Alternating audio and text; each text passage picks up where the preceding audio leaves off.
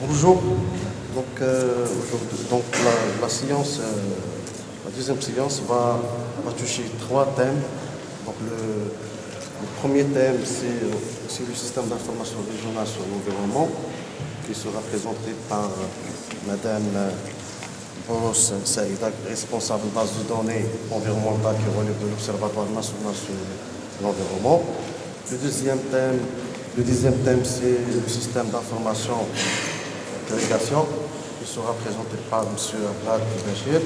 Et le troisième thème, c'est modélisation de la disponibilité et de la qualité des eaux de surface et à l'aide de modèles SWOT qui sera présenté par M. Cheikhaoui Mohamed. Donc, pour ne pas tarder, je donne la parole à Mme Boros pour présenter le thème système d'information sur l'environnement. Je vous la parole. Merci. Donc, merci, Monsieur le Président. Humble assistance, bonjour. Donc, je remercie tout d'abord les organisateurs de nous avoir invités à ce colloque et de nous donner donc l'opportunité de présenter notre système d'information sur l'environnement, cas d'une région pilote, la région de Meknès-Tefillet. Et mon intervention sera axée autour de 5 points. Je vais commencer par un petit rappel du nouveau contexte de la gestion de l'information environnementale. Je citerai par la suite les objectifs et le phasage de réalisation de ce système d'information régional. Je présenterai par la suite les attentes escomptées. Et par la suite, exactement, je vais donc faire une présentation dynamique du système. Et je termine avec une petite conclusion sur ce qu'il faudrait faire si on veut réussir un système d'information partagé. Donc, comme vous le savez, la gestion de l'information numérique, au Maroc, on n'a pas de loi qui régit le partage de cette information. Mais dernièrement, donc depuis 2011, la nouvelle Constitution, elle stipule dans son article 27 le droit d'accès à l'information. Et il dit tous citoyens et citoyennes, ils ont le droit d'accéder à l'information qui est détenue par les organismes et les administrations publiques. Il y a la Charte nationale de l'environnement à travers son article 11. Il y a la loi cadre portant Charte nationale de l'environnement et du développement durable qui a été publiée récemment dans le bulletin officiel en 2014 et qui stipule elle aussi à travers l'article 3, de droit du public à l'accès à l'information environnementale. Il y a le projet de loi, le fameux projet de loi 1331, relatif au droit d'accès à l'information, qui a été discuté au Conseil de gouvernement en janvier 2014, mais qu'elle est toujours dans le pipeline de secrétariat de gouvernement, la SGG. Puis il y a la nouvelle définition de l'information environnementale, qui prend en considération, en plus de la composante naturelle, les composantes économiques et les composantes sociales. Il y a le discours de Sa Majesté le Roi qui a été adressé en janvier 2010 à la nation relatif à la régionalisation. Tout ça, donc, il a conduit le département à changer sa vision d'organisation et de gestion de l'information. Et on est parti d'une vision centralisatrice à une vision décentralisée. Cette vision s'est concrétisée par la création, premièrement, des observatoires régionaux de l'environnement, par l'élaboration des rapports sur l'état de l'environnement et par la mise en place des systèmes d'information régionaux. Et aussi, le côté institutionnel, la mise en place des réseaux régionaux de collecte et d'échange d'informations à l'échelle régionale. Ces systèmes couvrent actuellement des régions du Maroc. Ce que vous voyez en vert, c'est la région de Marrakech-Tensift-el-Haouz. C'est la première région qui a bénéficié de ces systèmes d'information. C'est une région pilote. Elle a été suivie par les autres. Tout ce que vous voyez en jaune, ce sont les zones qui sont couvertes par les systèmes d'information, avec bien sûr des états de réalisation qui diffèrent d'une région à une autre. Et les zones que vous voyez en rouge, ce sont les régions qui ne sont pas encore couvertes par ces systèmes d'information. Et c'est prévu de les compléter en 2015. Quels sont les objectifs de ce système d'information? Premièrement, on voudrait à travers ce système d'information pouvoir dresser l'état de l'environnement à l'échelle de la région, bien sûr à travers le suivi des indicateurs qui ont été retenus dans le cadre des études de l'évaluation intégrée de l'état de l'environnement, qui étaient réalisées selon l'approche des PSIR, c'est-à-dire décrire les forces motrices, les pressions, les impacts et les réponses que l'État a fait pour corriger ces problèmes. Deuxièmement, c'est de faciliter la circulation de l'information et dynamiser cette circulation à travers les membres de réseau, puisque chaque partenaire il est représenté par un point focal au sein de ce réseau, et c'est à lui donc d'actualiser les données qui entrent dans les attributions de ces départements. Donc mettre en place une plateforme d'échange et de production régulière de l'état de l'environnement, et la possibilité de disposer d'un tableau de bord basé sur des indicateurs clés. On ne va pas suivre l'environnement d'une manière générale, mais le choix des indicateurs clés qui vont donc parvenir à partir des problématiques, les enjeux, et chaque enjeu il est décliné sous forme d'indicateurs pertinents qui soient retenus dans le tableau de bord. Par la suite, donc, l'objectif de cette vision, c'est d'accompagner les partenaires et de les former et renforcer leurs capacités pour qu'ils puissent bien gérer ce système d'information et bien gérer leur contribution au sein de ce système. Donc, cette étude, elle a été réalisée selon 3 missions. La première mission, elle consiste à analyser l'existant et évaluer les besoins des partenaires pour que ce soit donc un système qui porte les soucis des partenaires. Donc cette analyse elle a été réalisée sur la base d'un questionnaire qui a été renseigné par les différents départements et qui a identifié les besoins pour qu'ils puissent être pris en considération dans les services à développer par le système par la suite. La deuxième mission, il consistait à développer la conception, tout ce qui est architecture fonctionnelle, tout ce qui est architecture informatique et tout ce qui est architecture technique. Et par la suite, il y a eu la troisième mission, c'est l'intégration de toutes les données et les informations qui ont été collectées, avec bien sûr tous les développements derrière et l'établissement de géocatalogues. Qu'est-ce qu'on attend de ce système d'information? On veut avoir un système d'information fédérateur, puisqu'il a été réalisé en concertation avec les partenaires régionaux. Donc il fédère tous les besoins des différents départements, qu'elle offre un espace de partage sécurisé des données et qu'il soit ouvert au grand public. Et je crois que c'est le souci de notre présence ici aujourd'hui. Deuxièmement, on veut un système qui nous permet de gérer les 3 formes d'information. Donc, comme vous allez voir tout à l'heure, donc on gère l'information attributaire, l'information géographique, l'information documentaire. Tout est structuré dans une même base de données. Donc on voudrait avoir un système évolutif qui nous permet d'ajouter autant de nouvelles thématiques. Dernièrement, on a conçu donc le système pour la région de Meknès-Safilet. Par la suite, un besoin a été ressenti, c'est d'ajouter la composante changement climatique. Donc on l'a intégré donc dans le système. Donc c'était une conception flexible qui nous permet donc d'intégrer autant d'informations. On voudrait avoir donc un système paramétrable et permet aussi de créer de services au profit et des applications au profit des partenaires. De ce système aussi, il a pour objectif de laisser donc aux partenaires de faire des recherches soit attributaires, soit spatiales, soit mixtes. Et aussi faire des analyses comparatives, thématiques et spatio-temporelles. Et on aura l'occasion de voir ça tout à l'heure. Donc les services qui sont offerts, les services d'analyse qui sont offerts par le système, ça nous permet, comme j'ai dit, de faire des recherches spatiales avec tous les outils de géoprocessing, d'ArcGIS. Ça nous permet de faire donc des comparaisons, des indicateurs entre eux. Ça nous permet de faire de suivre l'évolution spatio-temporelle des indicateurs.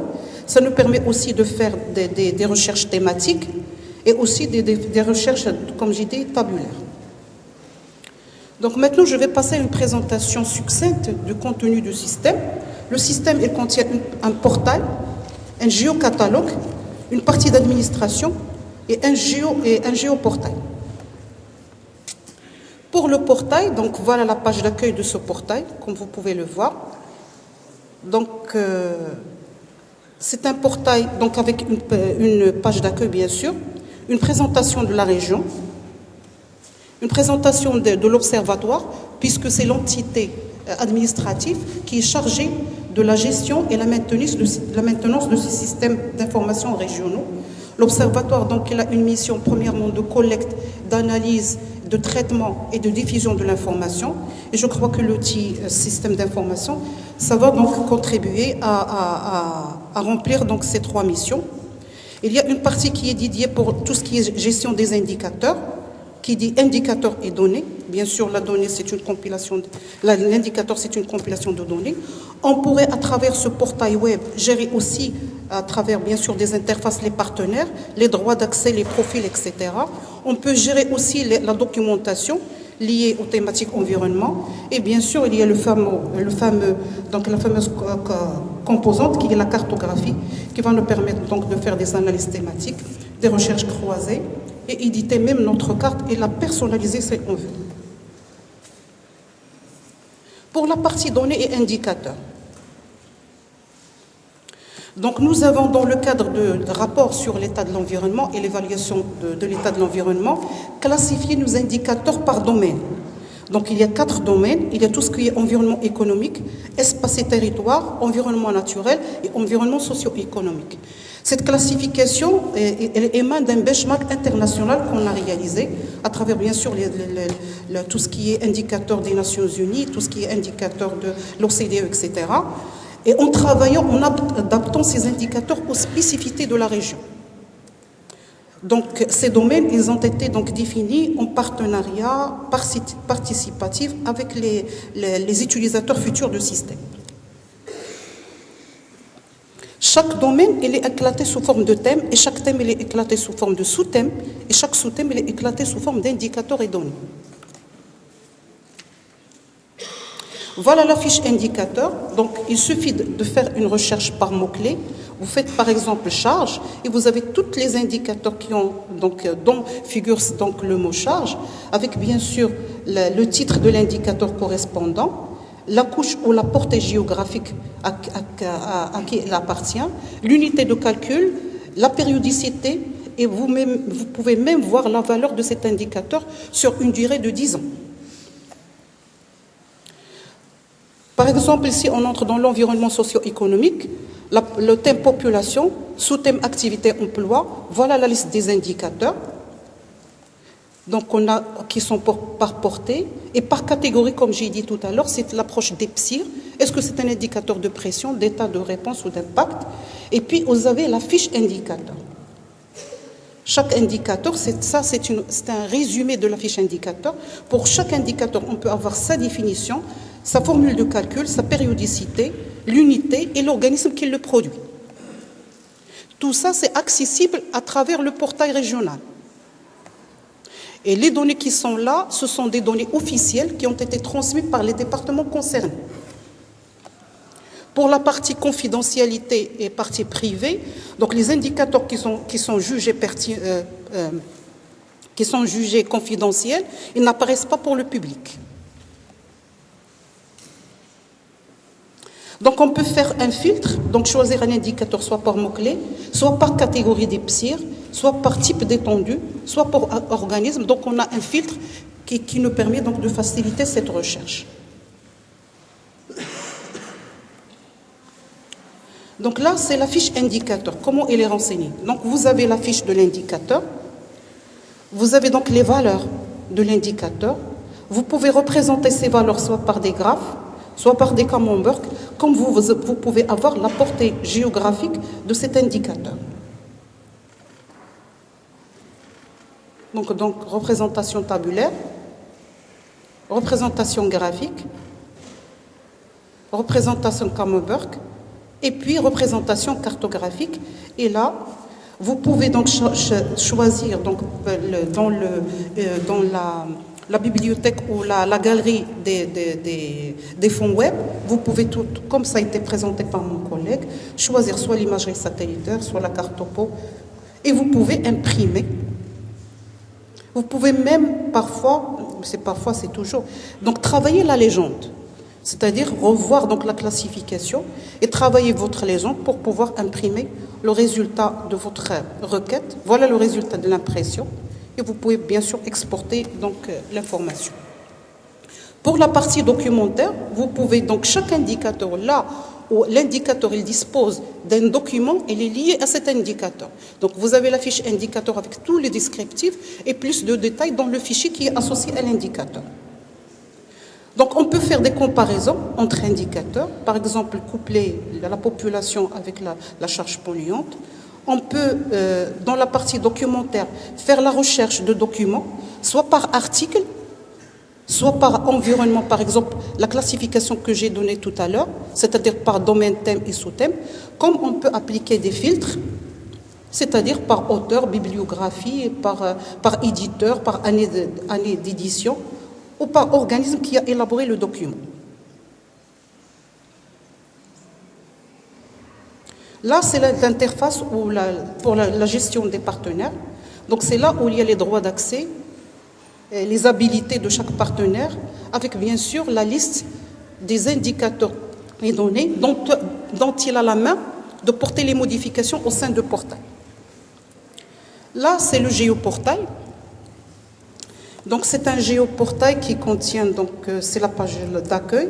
Il y a une galerie de fonds web, donc on pourrait changer à la demande.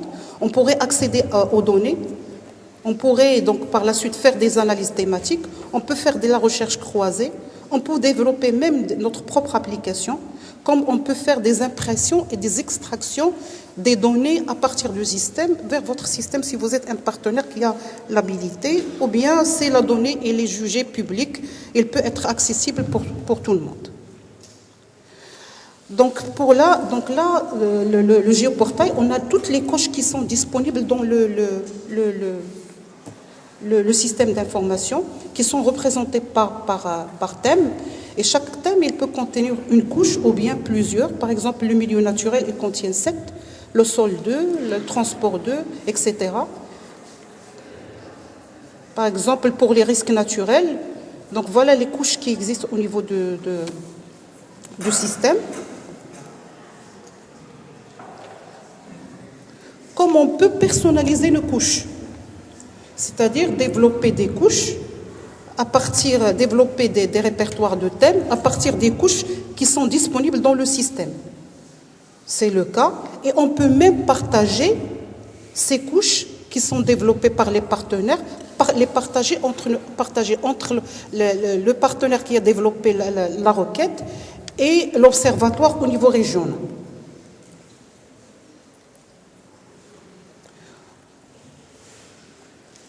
Là, c'est la carte, vous avez la carte et juste en face, vous avez la légende correspondante à la carte qui a été élaborée par l'utilisateur. Et vous pouvez bien sûr faire un accès rapide au portail à travers la localisation des entités. Il suffit de choisir donc une unité spatiale, soit la province et la commune, et cibler la couche correspondante et faire localiser, qui est là. Comme on peut localiser à travers les systèmes de coordonnées, on a là, puisque dans la région de Meknès-Sefilez, la région il a une caractéristique, c'est qu'il est à cheval sur 2 zones lombaires, lombaire 1 et lombaire 2. Donc on a donné la possibilité de présenter la région soit par des coordonnées métriques ou présentées par les coordonnées, le système global WGS 84 qui permet donc de faire une transformation de la coordonnée sous forme d'XY. Donc pour la galerie web, donc comme j'avais dit tout à l'heure, on a une panoplie de galeries web. On peut choisir le fond web qui nous intéresse. Donc là, pour l'accès aux données, on peut à travers ce système partir de la base de données et localiser donc un point à partir des données qui sont déjà disponibles dans la base de données. Par exemple, j'ai pointé là sur une décharge. Donc j'ai là la matière en suspension, le type de traitement, est-ce qu'il est activé, l'état, est-ce qu'il est réalisé en étude, est-ce qu'il a l'acceptabilité environnementale, son coût, et la commune dans laquelle il se trouve, la province, etc. Toute l'information associée et qui se trouve déjà dans la base de données. On peut faire un choix, c'est-à-dire sur la base des données qui existent dans la partie base de données, et zoomer directement sur la partie cartographique. Comme on peut faire des analyses thématiques, générer par exemple une carte à partir des données qui sont déjà dans la base de données. Là, on a c'est la charge polluante des eaux usées, domestiques, brutes. On peut donc modifier les classes, on peut modifier les intervalles et générer notre propre légende.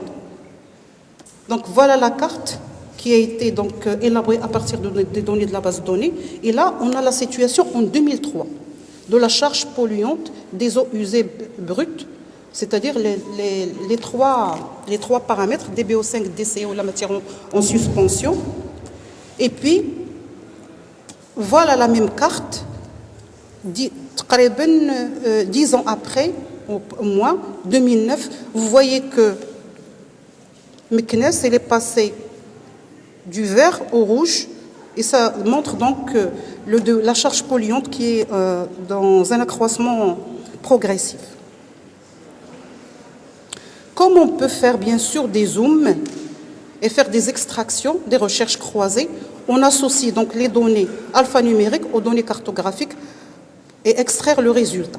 Donc une fois notre carte elle est élaborée, on peut passer à l'impression. Et là, on a aussi proposé des templates qui permettent donc d'aider l'utilisateur à éditer la carte qu'il a déjà élaborée. Voilà la carte finale et on peut l'importer si on veut. Là, c'est l'extraction des données à partir du portail et on peut l'exporter vers des formats voulus. Il suffit donc de cocher, sélectionner les couches qu'on voudrait, donc faire le clip et par la suite sortir avec donc la carte. Voilà le fameux géocatalogue. Ce géocatalogue, il a été réalisé sur la norme ISO 19115. Donc, suite à une participation, j'avais participé dans le cadre de IAZON. Donc, et là, ils avaient recommandé à ce que l'élaboration des métadonnées, il faut qu'ils obéissent aux normes internationales. Donc, nous nous sommes imprégnés de ce qui a été présenté et nous l'avons exigé pour la description de tous les données, les métadonnées qui sont dans le système. Là, c'est un exemple de page d'accueil de géocatalogue. Donc, vous pouvez donc c'est une vue d'ensemble de toutes les données qui existent dans le système d'information.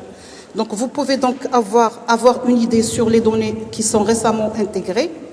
Vous pouvez avoir donc une idée sur les couvertures et les données qui sont les plus visitées. Vous pouvez faire des recherches par mots-clés. Vous pouvez faire des recherches par des critères autres que ce que j'avais présenté tout à l'heure, c'est-à-dire par la date de mise à jour, soit par l'étendue géographique ou bien le titre de la donnée. Et voilà l'exemple donc de fiche métadonnée telle qu'elle a été donc définie dans le cadre de ce système d'information. Pour la partie administration, donc nous avons consacré beaucoup de temps. Donc les règles de sécurité sont préservées, la création des utilisateurs est assurée, l'affectation des droits sur les données il est en cours, les analyses elles sont en cours et seront effectuées par l'administrateur. La mise à jour des données et des indicateurs est à la charge des producteurs. Seul le producteur est responsable de la qualité de la donnée. La validation de la donnée elle est faite par le producteur. Les procédures d'assurance qualité et de contrôle qualité sont en cours de développement par le département. Et là, on avait fait appel à l'Agence européenne de l'environnement qui nous assiste donc dans l'élaboration de ces procédures à travers le projet, parce qu'on est partie prenante dans le projet CEIS. C'est un projet de partage de l'information à l'échelle de la Méditerranée et nous sommes membres. Donc on a donc bénéficié de cette assistance pour développer ces deux composantes. La publication des données est régie par l'administration fonctionnelle. L'utilisateur et le visiteur il a accès à des fonctionnalités lui permettant de personnaliser ses cartes, de générer des produits en fonction des besoins, en se basant bien sûr sur les modèles préétablis.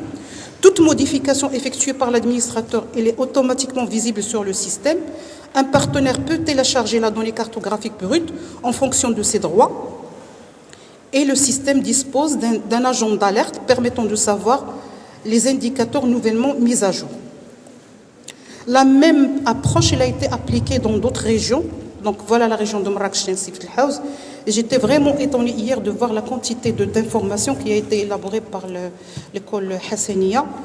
Et là, donc, vous voulez que l'administration utilise les travaux de recherche, donc en votant la main.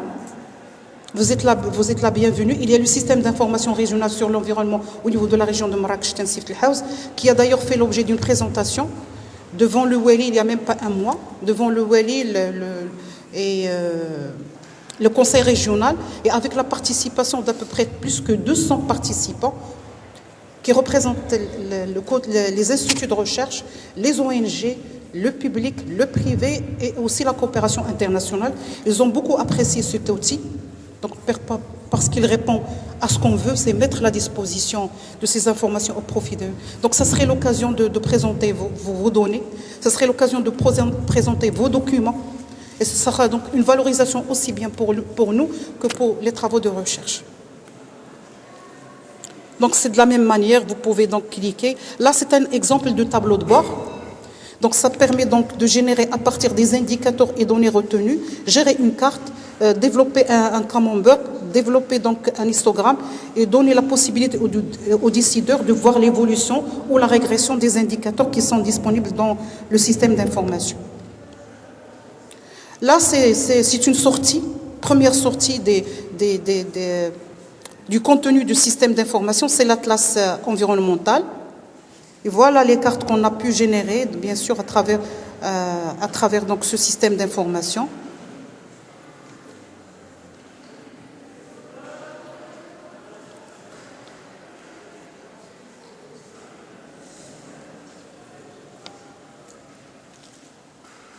Comme conclusion, donc si on veut réussir vraiment un système d'information, il faut qu'on prépare le terrain institutionnel.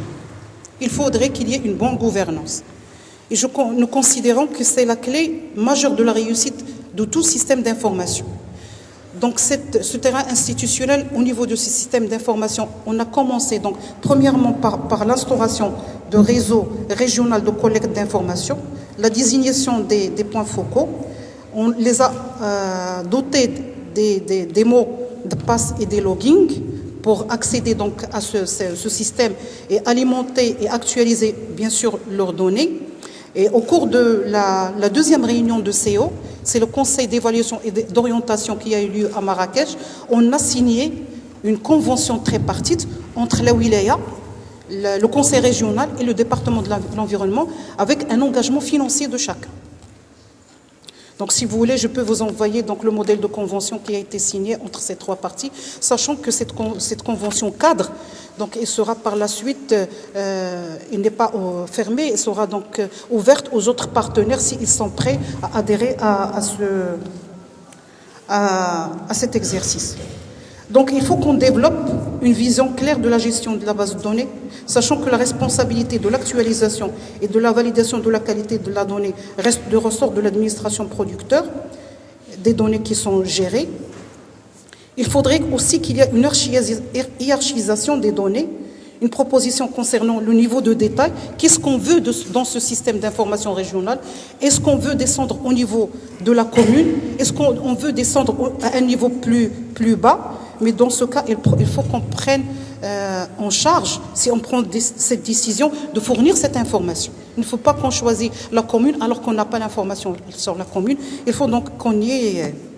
Et dernièrement, il faut normaliser et standardiser la démarche de collecte et d'actualisation des données, adopter donc des référentiels communs, des normes communes, par exemple l'ISO, la norme ISO, qui va par la suite nous permettre de la fluidité des échanges d'informations avec la réduction des coûts de collecte et aussi de temps de la collecte qui nous a pris les 2/3, par exemple, dans la région de Marrakech. L'étude a été lancée en 2011 et on a passé 2 ans de collecte de l'information. 2 ans. C'est vrai. Et l'information, elle existe. Le malheur que c'est l'information, elle existe. Soit elle est hétérogène, soit elle est difficile d'accès, soit elle est détenue pour être détenue. et merci de votre attention.